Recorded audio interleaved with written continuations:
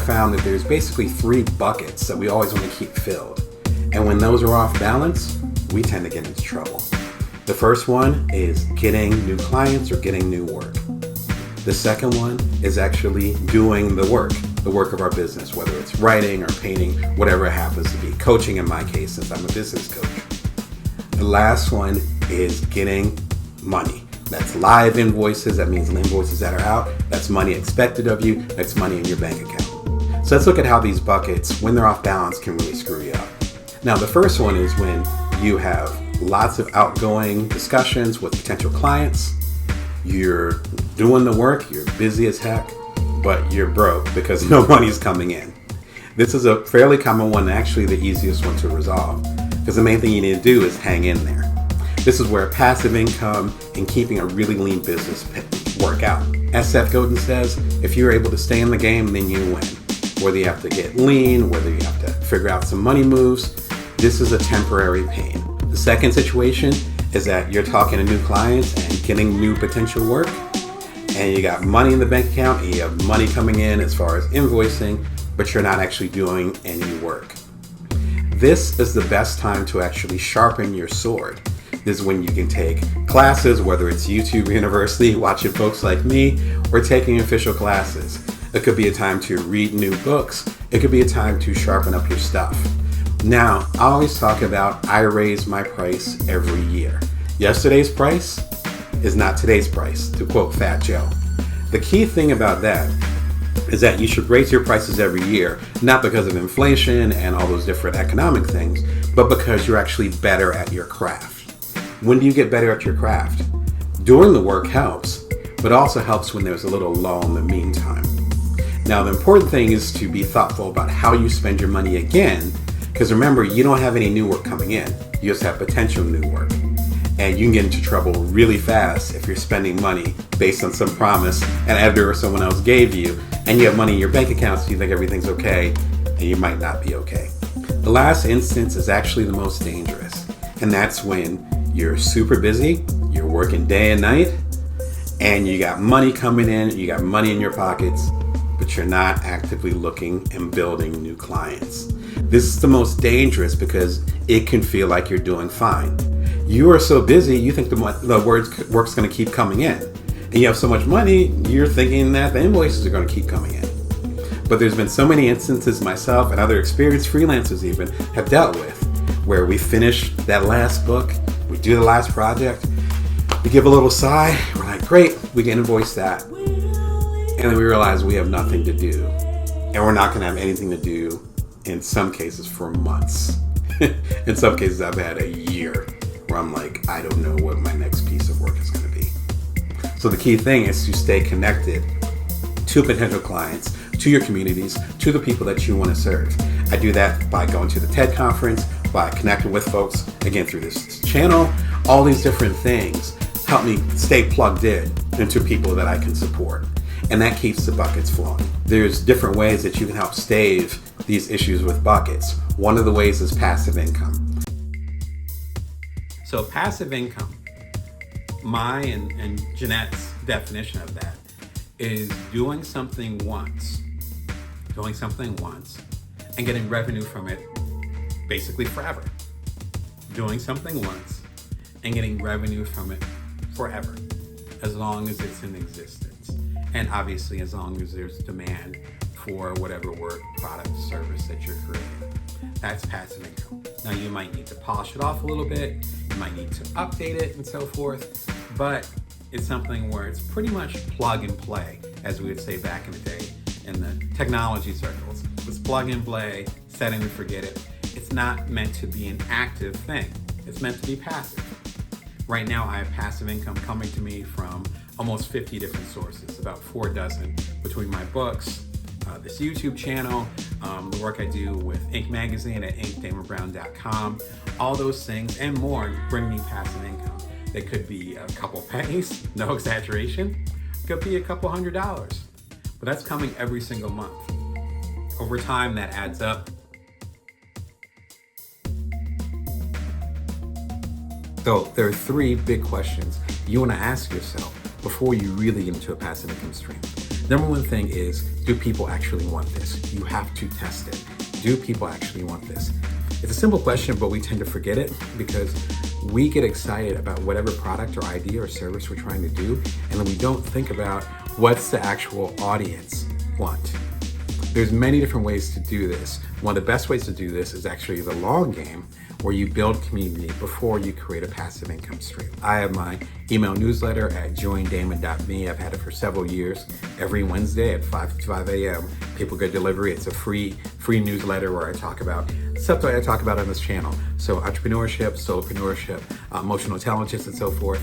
And I have lots of folks that are subscribed to it. If I have a particular thing that I'm trying to do, then I can touch base with them. I can test market it. I can say, hey, I'm looking at doing this new book. Hey, I'm gonna write about this particular topic. And it gives me some type of insight as far as what my audience wants. So many of us do things in a vacuum and we work on it and then we bring it up and we say, hey, it's gonna be awesome. And then no one's there. It reminds me a lot of Chris Gillenbaugh, who has a book called Side Hustle. Really good book. Came out around the same time as my book, The Ultimate Bite-Sized Entrepreneur. And that's we're kind of twins. I really love his work and I respect him as a person. What he talks about, selling first, and then you create, and then you ship. Traditionally, we create, we sell, and then we ship. So we make the whole thing first, and then we tell people about it, and then we hope they buy it. He's actually talking about a different track. You sell whatever it is. I'm going to do this online course where I'm talking about such and such. Are you down? Are you guys interested? That's why Join Damon, and my newsletter is so powerful. That's why, on a lesser extent, social media is so powerful, because you can connect with these audiences, your community, and say, hey, do y'all want this? You set up a sign-up page, people start pre-ordering, they might even start paying you ahead of time, and then you use those resources and that insight to build it from now. If you do that, then you don't have to worry about selling it later. And you actually know if they want this. Number two, how hard can this be to pull off? There might be a great idea that you have. I have lots of ideas, but I have two little kids, grade school kids at this point, who I'm the primary caregiver to. I'm writing my books, spending time with y'all on this channel. I'm doing my consulting at damonbrown.net, so I do one-on-one consulting. I'm doing TED Talks. It's a busy time. So I might not be able to pull off all these different ideas and side hustles that I want to do. But if I go to that evaluation, I can actually figure out what I can do. I talk about that a little bit in my new book, Build From Now, How to Know Your Power, See Your Abundance, and Nourish the World, where I talk about the 4 resources we all have. You can go to buildfromnowquiz.com to take a quiz for free. It takes 2 minutes to learn more about your particular thing. But I talk about that in the book, where you have to know what resources that you have. Based on those resources, you take action. Again, just like the first point, as far as do people actually want this? We tend to say, I want to make this happen. And then we say, okay, how are we gonna make it happen? As opposed to saying, I have these resources. And then, and then saying, okay, I can actually do this realistically. That's why I'm able to be so productive and create so much, even though my time and my other resources I talk about and Build From Now are extremely strapped. So there's power in that. But you have to know exactly what resources that you're working with. You have to start with that. Again, the buildfromnowquiz.com is a good place to start with that.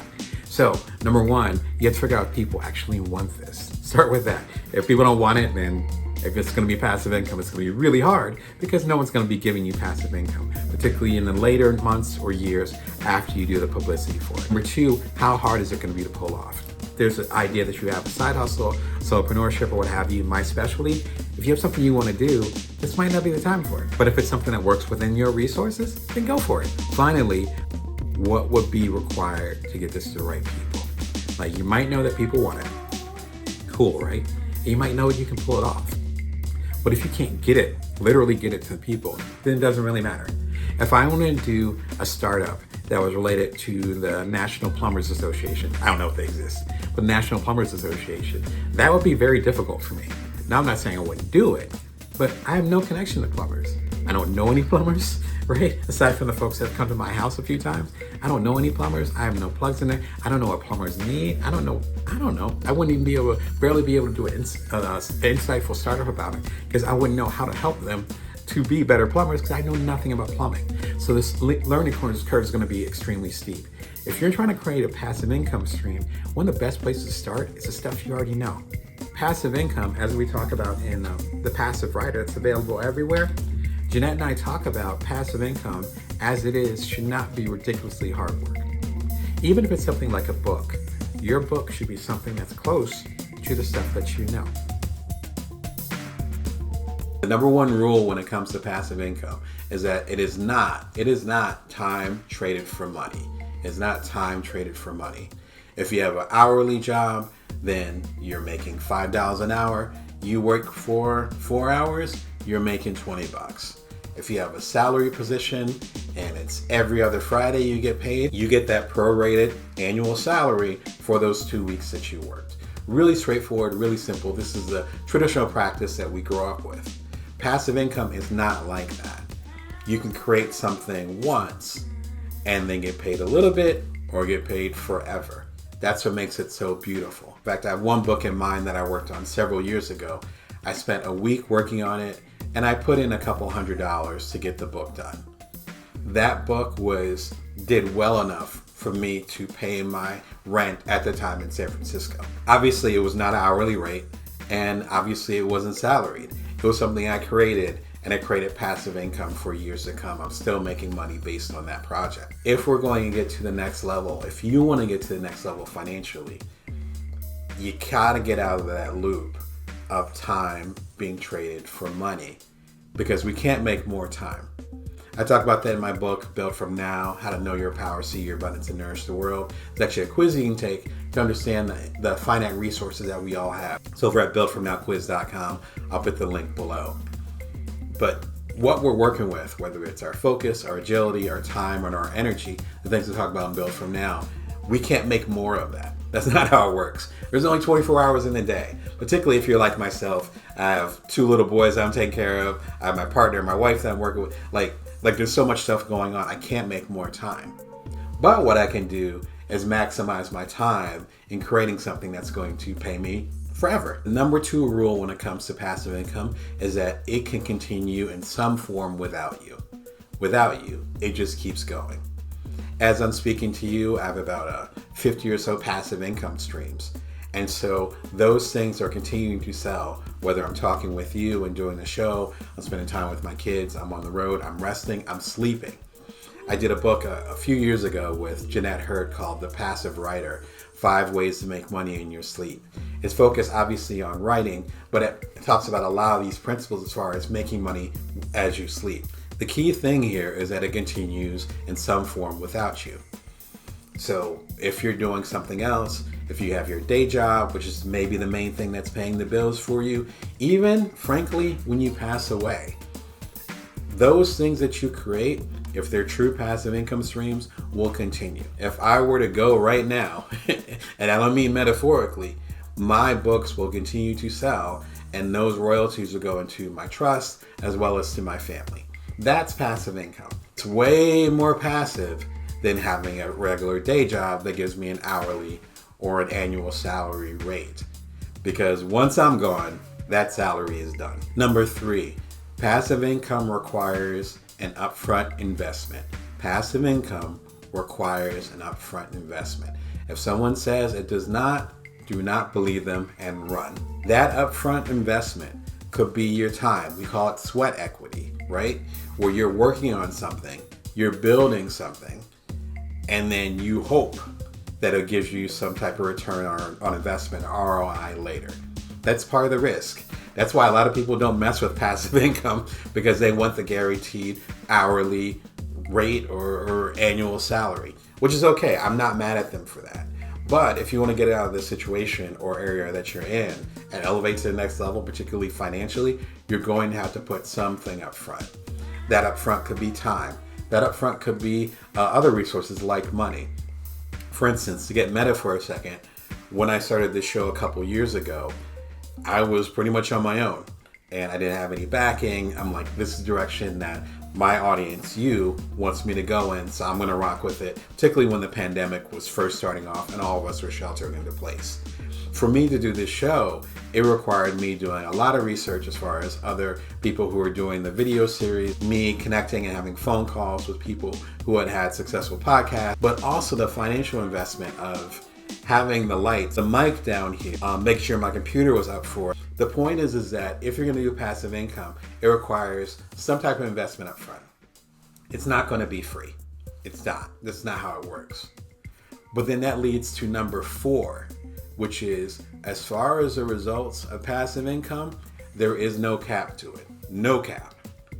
In other words, you can create something and it takes maybe a couple days, maybe a couple weeks for you to make it. And then it could give you $10, it could give you $100, and give you thousands of dollars. As I mentioned before, there are projects that I worked on and they're helping pay the mortgage now. And they were done years, decades ago. And they're still bringing in royalties, aka passive income. So there's no cap to what you can do. The challenge with trading time for money is that there's an automatic cap. Not just based on what you negotiate, but literally, how much time do you have in the day? You can put in that overtime, but if you're doing 12-hour days, it's not like you can do 16. You probably shouldn't do 24-hour days of working, right? And if you go too far, you end up burning yourself out. Passive income is an avenue for you to build more wealth without burning yourself out. There's absolutely risk involved. That's why I want to go over these 4 pointers. The key thing is understand how much risk you can handle and to understand that the benefits, with no cap, the benefits are way higher. The 5th point goes way deeper than this. If you want to find out where your best resources are and what your next move should be as far as with passive income, as far as getting your hands dirty, because you actually need to figure out what your passive income is going to be before you actually start getting passive income, be sure and check out my playlist. I have about 15 or so videos that talk about this. Be sure and go deeper so you can get started on your passive